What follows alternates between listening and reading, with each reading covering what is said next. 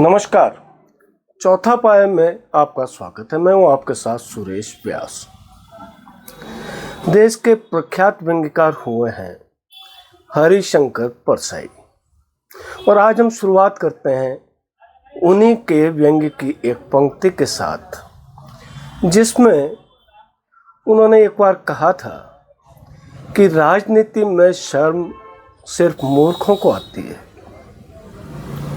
अब वो इतना बड़ा जो उनका सटायर था, वो सटायर आज की राजनीति पे कितना मुफीद बैठता है, इसका अंदाज हम बिहार चुनाव से पहले हो रही राजनीति को लेकर लगा सकते हैं। बिहार में चुनाव है, अभी चुनाव की घोषणा होनी बाकी है, लेकिन हाँ, साल के अंत तक चुनाव करवाना है। तो अब कभी भी, यानी इस महीने के अंत तक या अगले महीने तक चुनाव की घोषणा हो सकती है। लेकिन इससे कई महीनों पहले से बिहार की राजनीति गरमाई हुई है।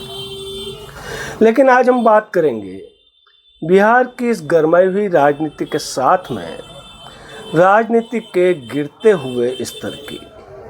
राजनीति का स्तर कितना गिर गया है कि बिहार में 27 जुलाई को दरभंगा में राहुल गांधी की रैली के दौरान मंच से प्रधानमंत्री नरेंद्र मोदी की माताजी को लेके एक बहुत भद्दी गाली दी गई, और इस गाली का बहुत बड़ा विरोध हुआ। आखिर कांग्रेस ने यह कहा कि जिस व्यक्ति ने गाली दी है उसका हमारे से कोई ताल्लुक नहीं है। खैर, चूंकि वो बात गाली की थी, और इसके बाद में जब प्रधानमंत्री नरेंद्र मोदी खुद बिहार के दौरे पर गए, तो उन्होंने भी बहुत भावुक होकर जनसभा में कहा कि ये मेरी माँ को गाली नहीं है, ये देश की उन माताओं बहनों को, सभी माताओं बहनों को गाली है।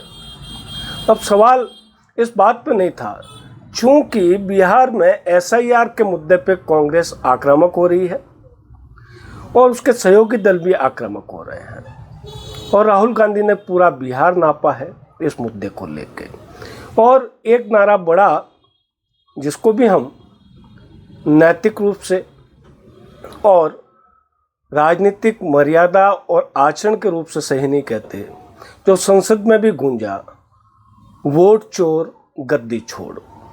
ये चूंकि इस तरीके की राजनीति देश में पहले कभी नहीं हुई थी। मुझे याद पड़ता है जब अटल बिहारी वाजपेयी विपक्ष के नेता थे, उसके बाद वो प्रधानमंत्री बने, तो भारतीय जनता पार्टी के लोगों ने सोनिया गांधी को लेकर कुछ आपत्तिजनक टिप्पणियां की थी उनकी नागरिकता को लेकर, और उस वक्त अटल बिहारी वाजपेयी ने कहा कि राजनीति में ये क्षम्य नहीं है।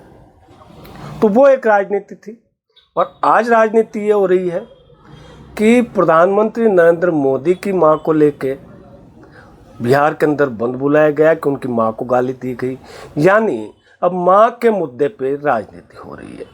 इतना ही नहीं, यहां तक होता तो बात समझ में आती, लेकिन कांग्रेस के सोशल मीडिया हैंडल देखने वाले लोगों ने तो हद ही कर दी।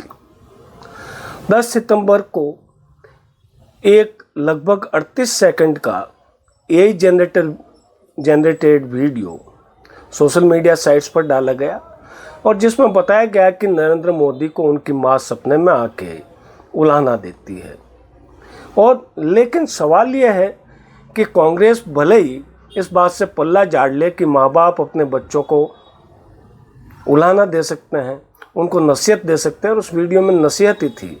लेकिन मेरा सवाल ये है कि क्या राजनीति में नरेंद्र मोदी की मां हीराबेन इतना बड़ा फिगर हो गई कि कांग्रेस को अपनी राजनीति के लिए उनके नाम का वीडियो बनाना पड़ा जिसमें वो नरेंद्र मोदी को नसीहत दे रही हो? क्या ये बात कांग्रेस के लोग अपने तय नहीं कह सकते थे, अलग तरीके से नहीं कह सकते थे? लेकिन नहीं, जब ये वीडियो आया तो बवाल मचा, और बवाल मचा तो वापस इसके आरोप प्रत्यारोप भी शुरू हो गए। अब आप ये देखिए कि राजनीति में और पिछले कुछ वर्षों की जो राजनीति हुई है, इसमें न तो भाजपा बची है और न कांग्रेस बची है और न ही कोई ऐसी पार्टी बची है जिसने मर्यादित आचरण और राजनीति की गरिमा का ध्यान रखा हो। तो ऐसे में जब हरिशंकर परसाई ये कहते हैं कि राजनीति में शर्म सिर्फ मूर्खों को आती है, तो बिल्कुल सही बात कहते हैं। ये नरेंद्र मोदी की माताजी, उनकी नोटबंदी में उनको लाइन में खड़ा करने की बात कांग्रेस लेके आई, जो तथाकथित सपने में आके एआई जनरेटेड वीडियो में जो कहा जा रहा है कि नरेंद्र मोदी अपनी मां का इस्तेमाल राजनीति के लिए कर रहे हैं। तो ये जो भावना है, ये भावना विरोध की भावना तो नहीं हो सकती। दरअसल हो क्या गया है कि देश की राजनीति के अंदर अब व्यक्तिगत हमला एक बहुत बड़ा हथियार बन गया है और कांग्रेस ने इसकी शुरुआत की, लेकिन भारतीय जनता पार्टी का सोशल मीडिया भी इसमें पीछे नहीं रहा। कल से सोशल मीडिया पर एक और एआई जनरेटेड वीडियो बहुत ज़्यादा वायरल हो रहा है, जिसमें राहुल गांधी को अपनी मां सोनिया गांधी के साथ में एक बार में बैठे हुए शराब पीते हुए बताया गया है। तो आप अंदाज लगाइए, क्या ये राजनीति का स्तर है? ना तो हम ये कहते हैं कि कांग्रेस का एआई जनरेटेड वीडियो राजनीति के अनुरूप है और राजनीतिक आचरण और मर्यादा के अनुरूप है, न ही भारतीय जनता पार्टी का है। शब्दों में तो जिस तरीके की अगर बात की जाए, कांग्रेस के लोग ये कहते हैं कि मोदी जी की माँ तो माँ है, दूसरों की माँ नहीं है। लेकिन ये सवाल करने वाले लोगों से भी हम पूछना चाहते हैं कि क्या वो माँ जो ममता की मूरत होती है, वो माँ जो अपने बच्चों का भविष्य संवारती है, उस माँ को राजनीति में लाना जो राजनीति से कोई ताल्लुक़ नहीं रखती, क्या उचित है?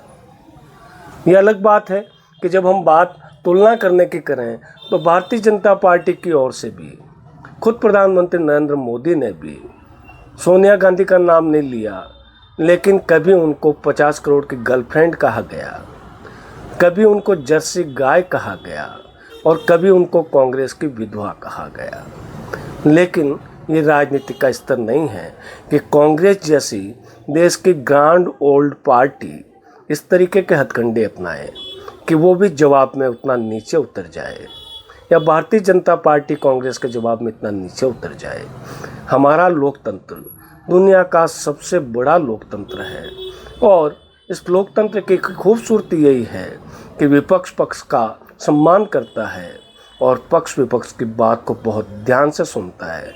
हमने अटल बिहारी वाजपेयी की राजनीति तक ये सब देखा है, लेकिन उसके बाद में जो हो रहा है वो देश की राजनीति के लिए नहीं, वो देश के लोकतंत्र के लिए भी अच्छा नहीं है। आपको क्या लगता है, क्या इस तरीके की राजनीति होनी चाहिए? कोई मंत्री पद पर बैठा हुआ उत्तर प्रदेश का एक नेता कांग्रेस के नेता के लिए कहे कि वो शूर्पणखा है, और कांग्रेस की वही नेता प्रधानमंत्री मोदी के लिए कहे कि वो रोते ही रहते हैं, क्या ये हमारी राजनीति का स्तर है? मुझे लगता है कि इस स्तर से देश का लोकतंत्र ही कमज़ोर होगा और इस पे सभी दलों को विचार करना चाहिए। ये ऐसी बात है जिसे कानून से नहीं रोका जा सकता, लेकिन आपसी आचरण और मर्यादा का ध्यान रखते हुए देश की राजनीति की शुचिता को भी बनाए रखा जा सकता है और मुद्दों पे चुनाव लड़ा जाना चाहिए, मुद्दों पे चुनाव लड़ा जाना चाहिए। क्यों आज ज़रूरत पड़ रही है बिहार में एसआईआर की बात करने की? क्यों आज बिहार में ज़रूरत पड़ रही है मोदी की मां को सामने लाने की? क्यों आज बिहार में ज़रूरत पड़ रही है जर्सी गाय और कांग्रेस की विधवा कहने की? ये सवाल बहुत चिंता में डालने वाले हैं। आप भी विचार कीजिए और हमें बताइए, क्या ये राजनीति का स्तर देश के लोकतंत्र के लिए ठीक है या घातक है? आपसे कल और मुलाकात होगी, तब तक के लिए दीजिए मुझे इजाज़त। नमस्कार।